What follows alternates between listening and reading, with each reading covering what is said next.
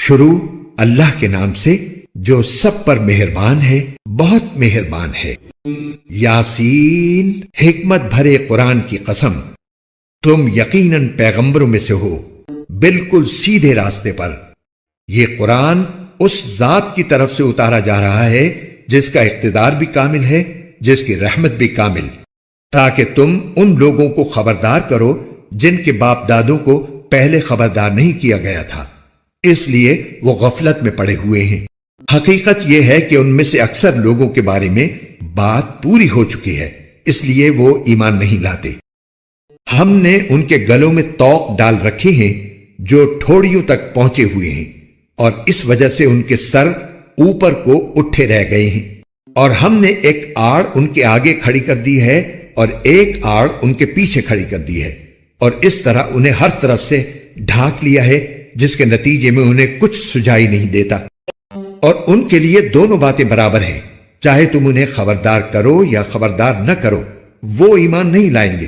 تم تو صرف ایسے شخص کو خبردار کر سکتے ہو جو نصیحت پر چلے اور خدائے رحمان کو دیکھے بغیر اس سے ڈرے۔ چنانچہ ایسے شخص کو تم مغفرت اور باعزت اجر کی خوشخبری سنا دو۔ یقیناً ہم ہی مردوں کو زندہ کریں گے، اور جو کچھ عمل انہوں نے آگے بھیجے ہیں ہم ان کو بھی لکھتے جاتے ہیں، اور ان کے کاموں کے جو اثرات ہیں ان کو بھی۔ اور ہم نے ایک واضح کتاب میں ہر چیز کا پورا احاطہ کر رکھا ہے۔ اور اے پیغمبر، تم ان کے سامنے ایک بستی والوں کی مثال پیش کرو جب ان کے پاس رسول آئے تھے۔ جب ہم نے ان کے پاس شروع میں 2 رسول بھیجے تو انہوں نے دونوں کو جھٹلا دیا، پھر ہم نے ایک تیسرے کے ذریعے ان کی تائید کی، اور ان سب نے کہا کہ یقین جانو ہمیں تمہارے پاس رسول بنا کر بھیجا گیا ہے۔ انہوں نے کہا تمہاری حقیقت اس کے سوا کچھ بھی نہیں کہ تم ہم جیسے ہی آدمی ہو، اور خدائے رحمان نے کوئی چیز نازل نہیں کی ہے، اور تم سراسر جھوٹ بول رہے ہو۔ ان رسولوں نے کہا ہمارا پروردگار خوب جانتا ہے کہ ہمیں واقعی تمہارے پاس رسول بنا کر بھیجا گیا ہے، اور ہماری ذمہ داری اس سے زیادہ نہیں ہے کہ صاف صاف پیغام پہنچا دیں۔ بستی والوں نے کہا ہم نے تو تمہارے اندر نحوست محسوس کی ہے، یقین جانو اگر تم باز نہ آئے تو ہم تم پر پتھر برسائیں گے، اور ہمارے ہاتھوں تمہیں بڑی دردناک سزا ملے گی۔ رسولوں نے کہا تمہاری نحوست خود تمہارے ساتھ لگی ہوئی ہے، کیا یہ باتیں اس لیے کر رہے ہو کہ تمہیں نصیحت کی بات پہنچائی گئی ہے؟ اصل بات یہ ہے کہ تم خود حد سے گزرے ہوئے لوگ ہو۔ اور شہر کے پرلے علاقے سے ایک شخص دوڑتا ہوا آیا، اس نے کہا اے میری قوم کے لوگوں، ان رسولوں کا کہنا مان لو، ان لوگوں کا کہنا مان لو جو تم سے کوئی اجرت نہیں مانگ رہے اور وہ صحیح راستے پر ہیں۔ اور بھلا میں اس ذات کی عبادت کیوں نہ کروں جس نے مجھے پیدا کیا ہے، اور اسی کی طرف تم سب کو واپس بھیجا جائے گا۔ بھلا کیا اسے چھوڑ کر میں ایسوں کو معبود مانوں کہ اگر خدائے رحمان مجھے کوئی نقصان پہنچانے کا ارادہ کر لے تو ان کی سفارش میرے کسی کام نہ آئے، اور نہ وہ مجھے چھڑا سکیں۔ اگر میں ایسا کروں گا تو یقیناً میں کھلی گمراہی میں مبتلا ہو جاؤں گا۔ میں تو تمہارے پروردگار پر ایمان لا چکا، اب تم بھی میری بات سن لو۔ آخر کار بستی والوں نے اس کو قتل کر دیا، اور اللہ تعالی کی طرف سے اس سے کہا گیا کہ جنت میں داخل ہو جاؤ۔ اس نے جنت کی نعمتیں دیکھ کر کہا کاش میری قوم کو معلوم ہو جائے کہ اللہ نے کس طرح میری بخشش کی ہے اور مجھے باعزت لوگوں میں شامل کیا ہے۔ اور اس شخص کے بعد ہم نے اس کی قوم پر آسمان سے کوئی لشکر نہیں اتارا، اور نہ ہمیں اتارنے کی ضرورت تھی، وہ تو بس ایک ہی چنگھاڑ تھی جس سے وہ ایک دم بجھ کر رہ گئے۔ افسوس ہے ایسے بندوں کے حال پر، ان کے پاس کوئی رسول ایسا نہیں آیا جس کا وہ مذاق نہ اڑاتے رہے ہوں۔ کیا انہوں نے نہیں دیکھا کہ ان سے پہلے ہم کتنی قوموں کو اس طرح ہلاک کر چکے ہیں کہ وہ ان کے پاس لوٹ کر نہیں آتے؟ اور یہ جتنے لوگ ہیں ان سبھی کو اکٹھا کر کے ہمارے سامنے حاضر کیا جائے گا، اور ان کے لیے ایک نشانی وہ زمین ہے جو مردہ پڑی ہوئی تھی، ہم نے اسے زندگی عطا کی اور اس سے غلہ نکالا جس کی خوراک یہ کھاتے ہیں، اور ہم نے اس زمین میں کھجوروں اور انگوروں کے باغ پیدا کیے، اور ایسا انتظام کیا کہ اس میں سے پانی کے چشمے پھوٹ نکلے تاکہ یہ اس کی پیداوار میں سے کھائیں، حالانکہ اس کو ان کے ہاتھوں نے نہیں بنایا تھا۔ کیا پھر بھی یہ شکر ادا نہیں کریں گے؟ پاک ہے وہ ذات جس نے ہر چیز کے جوڑے جوڑے پیدا کیے ہیں، اس پیداوار کے بھی جو زمین اگاتی ہے، اور خود ان انسانوں کے بھی، اور ان چیزوں کے بھی جنہیں یہ لوگ ابھی جانتے تک نہیں ہیں۔ اور ان کے لیے ایک اور نشانی رات ہے، ہم اس پر سے دن کا چھلکا اتار لیتے ہیں تو وہ یکا یک اندھیرے میں رہ جاتے ہیں، اور سورج اپنے ٹھکانے کی طرف چلا جا رہا ہے۔ یہ سب اس ذات کا مقرر کیا ہوا نظام ہے جس کا اقتدار بھی کامل ہے، جس کا علم بھی کامل، اور چاند ہے کہ ہم نے اس کی منزلیں ناپ تول کر مقرر کر دی ہیں، یہاں تک کہ جب وہ ان منزلوں کے دورے سے لوٹ کر آتا ہے تو کھجور کی پرانی ٹہنی کی طرح پتلا ہو کر رہ جاتا ہے۔ نہ تو سورج کی یہ مجال ہے کہ وہ چاند کو جا پکڑے، اور نہ رات دن سے آگے نکل سکتی ہے، اور یہ سب اپنے اپنے مدار میں تیر رہے ہیں۔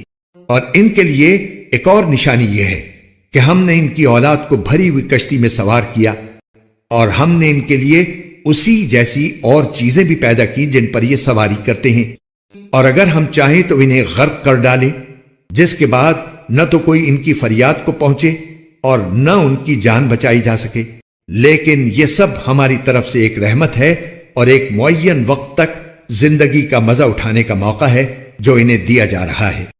اور جب ان سے کہا جاتا ہے کہ بچو اس عذاب سے جو تمہارے سامنے ہے اور جو تمہارے مرنے کے بعد آئے گا تاکہ تم پر رحم کیا جائے، تو وہ ذرا کان نہیں دھرتے، اور ان کے پروردگار کی نشانیوں میں سے کوئی نشانی ایسی نہیں آتی جس سے وہ منہ نہ موڑ لیتے ہوں۔ اور جب ان سے کہا جاتا ہے کہ اللہ نے تمہیں جو رزق دیا ہے اس میں سے غریبوں پر بھی خرچ کرو، تو یہ کافر لوگ مسلمانوں سے کہتے ہیں کہ کیا ہم ان لوگوں کو کھانا کھلائیں جنہیں اگر اللہ چاہتا تو خود کھلا دیتا۔ مسلمانوں، تمہاری حقیقت اس کے سوا کچھ بھی نہیں کہ تم کھلی گمراہی میں پڑے ہوئے ہو، اور کہتے ہیں کہ یہ قیامت کا وعدہ کب پورا ہوگا۔ مسلمانوں، بتاؤ اگر تم سچے ہو۔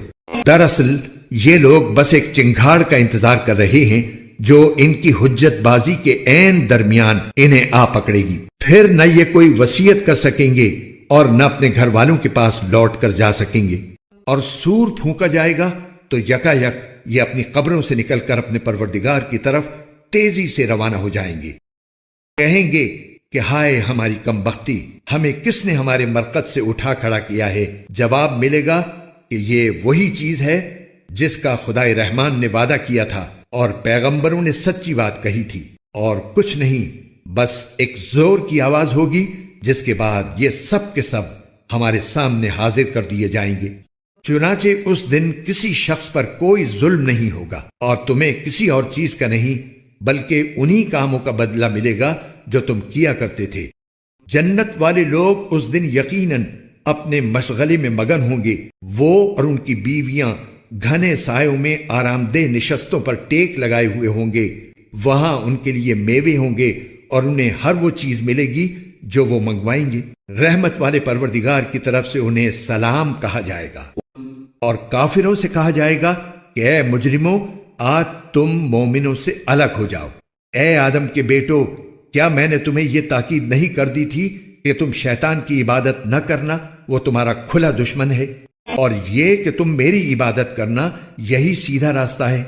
اور حقیقت یہ ہے کہ شیطان نے تم میں سے ایک بڑی خلقت کو گمراہ کر ڈالا۔ تو کیا تم سمجھتے نہیں تھے؟ یہ ہے وہ جہنم جس سے تمہیں ڈرایا جاتا تھا، آج اس میں داخل ہو جاؤ کیونکہ تم کفر کیا کرتے تھے۔ آج کے دن ہم ان کے منہ پر مہر لگا دیں گے، اور ان کے ہاتھ ہم سے بات کریں گے، اور ان کے پاؤں گواہی دیں گے کہ وہ کیا کمائی کیا کرتے تھے۔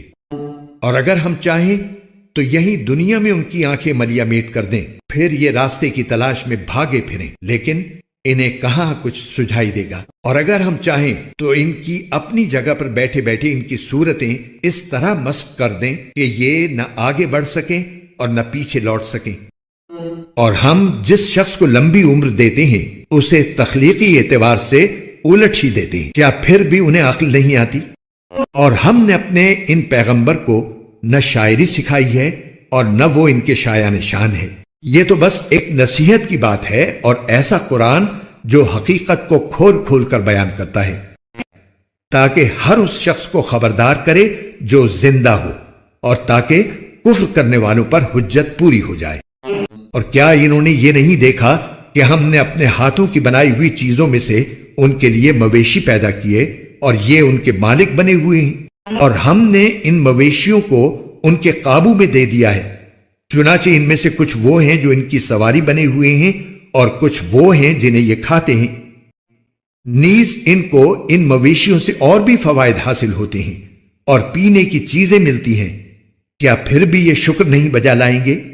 اور انہوں نے اللہ کو چھوڑ کر اس امید پر دوسرے خدا بنا رکھے ہیں کہ انہیں ان سے مدد ملے، حالانکہ ان میں یہ طاقت ہی نہیں ہے کہ ان کی مدد کر سکیں، بلکہ وہ ان کے لیے ایک ایسا مخالف لشکر بنیں گے جسے قیامت میں ان کے سامنے حاضر کر لیا جائے گا۔ غرض اے پیغمبر، ان کی باتیں تمہیں رنجیدہ نہ کریں، یقین جانو ہمیں سب معلوم ہے کہ یہ کیا کچھ چھپاتے اور کیا کچھ ظاہر کرتے ہیں۔ اور کیا انسان نے یہ نہیں دیکھا کہ ہم نے اسے نطفے سے پیدا کیا تھا، پھر اچانک وہ کھلم کھلا جھگڑا کرنے والا بن گیا؟ ہمارے بارے میں تو وہ باتیں بناتا ہے اور خود اپنی پیدائش کو بھلا بیٹھا ہے۔ کہتا ہے کہ ان ہڈیوں کو کون زندگی دے گا جبکہ وہ گل چکی ہوں گی؟ کہہ دو کہ ان کو وہی زندگی دے گا جس نے انہیں پہلی بار پیدا کیا تھا، اور وہ پیدا کرنے کا ہر کام جانتا ہے۔ وہی ہے جس نے تمہارے لیے سرسبز درخت سے آگ پیدا کر دی ہے، پھر تم ذرا سی دیر میں اس سے سلگانے کا کام لے لیتے ہو۔ بھلا جس ذات نے آسمانوں اور زمین کو پیدا کیا ہے، کیا وہ اس بات پر قادر نہیں ہے کہ ان جیسوں کو دوبارہ پیدا کر سکے؟ کیوں نہیں، جبکہ وہ سب کچھ پیدا کرنے کی پوری مہارت رکھتا ہے۔ اس کا معاملہ تو یہ ہے کہ جب وہ کسی چیز کا ارادہ کر لے تو صرف اتنا کہتا ہے کہ ہو جا، بس وہ ہو جاتی ہے۔ غرض پاک ہے وہ ذات جس کے ہاتھ میں ہر چیز کی حکومت ہے، اور اسی کی طرف تم سب کو آخر کار لے جایا جائے گا۔ قرآن کے خوبصورت اور ایمان افروز اردو اور ہندی ترجمہ و تفسیر کے ویڈیوز کو دیکھنے کے لیے ہمارے چینل بیوٹیفل قرآن AB کو لائک، سبسکرائب اور شیئر کیجیے۔ شکریہ۔